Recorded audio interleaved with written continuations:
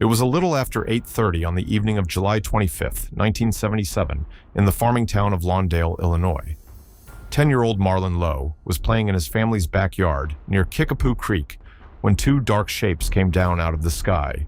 They were birds, big black birds, long-necked, wings beating hard. One went after another boy, who threw himself into a swimming pool to get away from it. The other one came for Marlon. He ran. According to the account his family gave afterward, he was not fast enough. He felt talons catch the back of his shirt, and his feet left the ground. His mother, Ruth, was a few yards away. She turned and saw her son off the grass in the grip of a bird. She ran at it screaming. And whether it was the noise or the boy fighting, or simply his weight, the bird let go. Marlon dropped and ran for the house, and the two birds beat their way back into the sky and were gone over the trees. Ruth described what she saw in one line that never changed in any interview she gave. She was standing at the door, and all she could see were Marlon's feet dangling in the air.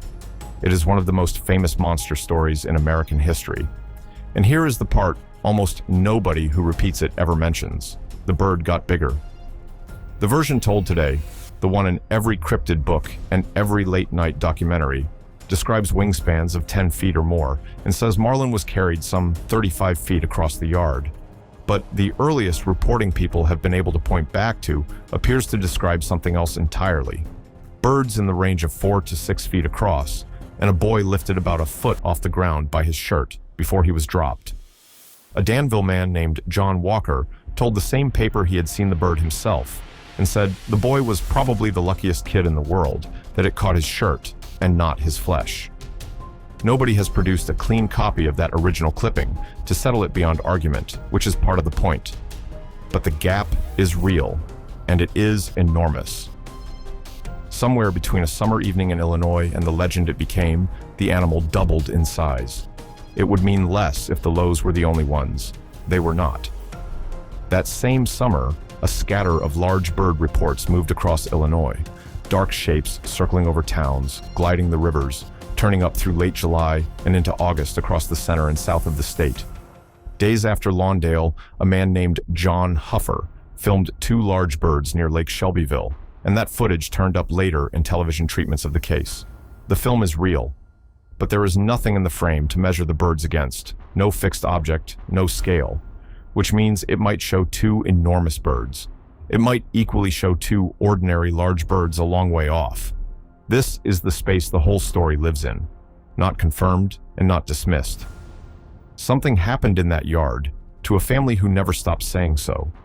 What cannot be established is what it was, or how much of what we now repeat was actually there on the night. And the fascination did not come from nowhere, because the idea of an enormous bird in the American sky is very old. Many indigenous nations across North America hold powerful spiritual traditions involving thunderbirds, immense sky beings tied to storms and lightning. Those traditions belong to the peoples who hold them. They are not all describing the same being, and they are not eyewitness wildlife reports waiting to be repurposed as monster lore. Illinois has its own famous piece of this in the Piazza, recorded in old paintings on the bluffs above the Mississippi near Alton. But the Piazza, as it was actually described, was a composite creature, part human, part mammal, part reptile, part fish, not a giant eagle that carried off children. None of it is biological evidence for what happened at Lawndale. All it tells you is that the fear of great things in the sky runs very deep on this continent and very far back. So test the story against the animal, because the physics is unforgiving. Ask the simple question: how much weight can a bird pick up and still fly away with it? The answer is far less than most people assume. Even large, powerful birds of prey can carry only a fraction of their own body weight in the air. Fish, rabbits, the occasional small animal, loads measured in a few pounds and not in dozens. A boy of roughly 60 pounds is many times heavier than any eagle in North America. No living bird has ever been documented seizing a child that size and carrying it off in sustained flight. That is not a claim about one weak bird on one bad night. It is a ceiling set by muscle, wing, and air. Which raises the obvious objection: what about the giants of deep time? Surely one of them was big enough. And here is the twist. because there really was a bird that huge, and it does not rescue the legend. Argentavis soared over Argentina around 6 million years ago with a wingspan estimated near 7 meters, more than 20 feet, and a body weighing something like 160 pounds, a genuine nightmare of an animal. But the aerodynamic studies of Argentavis are not about what it could carry. They are about how it got off the ground at all. The modeling suggests this bird was already close to the practical limit of flight lifting, nothing but itself, that it depended on slopes and headwinds and rising thermals, and that flapping into the air from flat ground was extremely difficult for it. The largest flyer that ever lived struggled to launch while empty. There is no evidence it could have taken off, holding anything near the weight of a child, and it has been gone for 6 million years. There is one bird that comes closer to the nightmare, and its real story is more careful than the legends make it. Haast's eagle lived in New Zealand until roughly 600 years ago, the largest eagle that ever existed, powerful enough to strike and kill moa, giant flightless birds far heavier than itself. The science supports that it was an active predator rather than a scavenger, which means nature really did once build a flying hunter capable of killing animals many times its own size. There are Maori traditions of a huge bird, the poakai, that attacked people, and some researchers believe those traditions may carry a memory of this animal. But that is a possibility, not a proven fact, and there is no direct evidence the eagle hunted or carried off humans. What Haast's eagle proves is narrower and still remarkable. A flying predator of terrifying power is not impossible in principle. It simply happened on an island on the other side of the world, and it died out centuries before Marlon Lowe was born. But the reason this case can never be cleanly reconstructed has nothing to do with birds at all. It has to do with what happened to the Lowes afterward. They did what people are supposed to do. They reported it, and by later accounts, when they went to the authorities, they were laughed out of the room. Ruth is said to have thrown a county official out of her house after he laughed in her face. A local sheriff floated the obvious explanation, turkey vultures, and she rejected it outright, pointing out the thing that no explanation has ever gotten around. There are no birds in central Illinois that could lift a boy off the ground like that. Then it made the national news, and the town turned on them. Marlon was mocked at school and given a nickname that followed him for years, the Bird Boy. Ruth reportedly found dead birds left on her porch by pranksters. His father took the same joke at work over and over, some version of fly over here and fix this. At least one other person who had seen something that summer would only tell his story on the condition that his name never be used, because he had watched what happened to the family who spoke up. And this is where the shape of the whole thing becomes clear. Across central and southern Illinois that summer, officials began telling newspapers that people were seeing turkey vultures and letting their imaginations run away with them. The Lowe account did not fit that, so it was dismissed out of hand. And as the ridicule spread, the witnesses went quiet. By the 11th of August, near Odin in the southwest of the state, the reports simply stopped. Not because the sky emptied, because people stopped saying what they saw. So, the record of 1977 is not a clean record that was carefully examined and found wanting.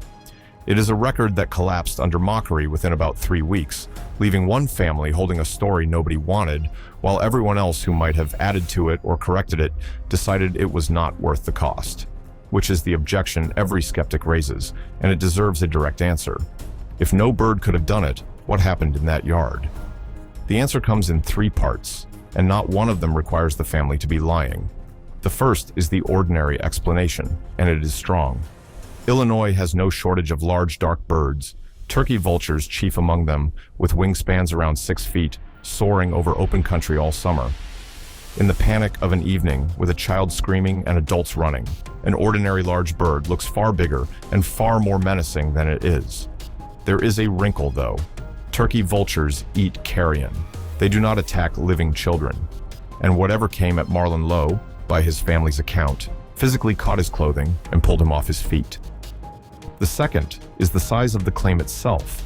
The smaller, earlier version of the story, a large bird snagging a boy's shirt and lifting him about a foot before losing its grip, is far less impossible than the later version of a child carried 35 feet through the air.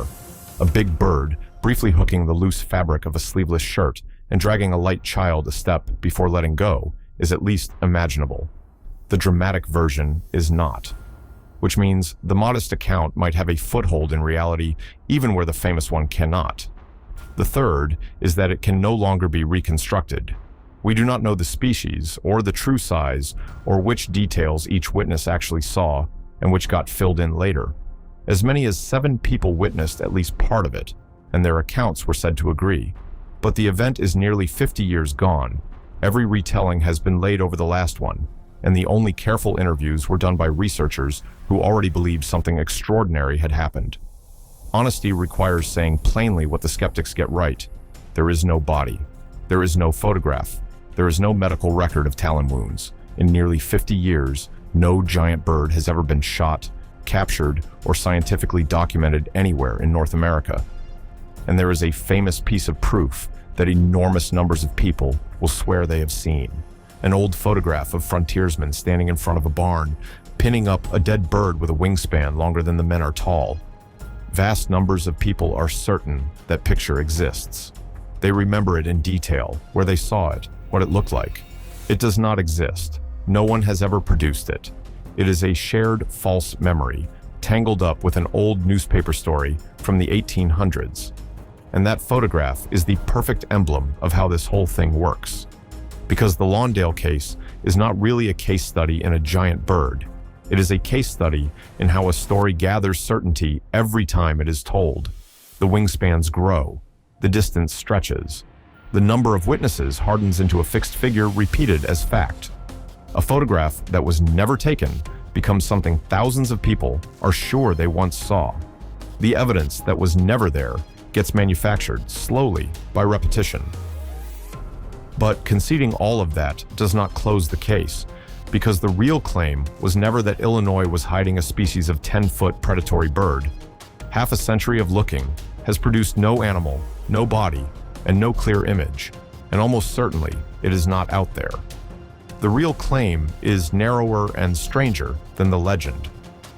Something came down into that yard on a July evening in 1977 and frightened a family badly enough that they described it, and paid for describing it, for the rest of their lives. The earliest account and the famous account described 2 different animals, and the 20 days of reports that might have helped settle which one crossed that grass were killed off, not by evidence, but by laughter. So it ends where it began, in a backyard in Lawndale, with a boy running for a door and something beating its way back up into the summer sky behind him. Maybe a large, ordinary bird caught his shirt for a moment, and terror stretched those seconds into something far larger. Maybe the earliest reports never captured everything that happened. What cannot honestly be said is that Illinois was hiding an undiscovered giant, because 50 years of looking has turned up nothing to hold in your hands. What is left is one family who got nothing out of it but a nickname their son could not shake, 2 conflicting versions of a single summer evening, and a story that grew a little larger every time America told it again, until the bird that snagged a boy's shirt in 1977 had become a monster big enough to carry a child off into the sky.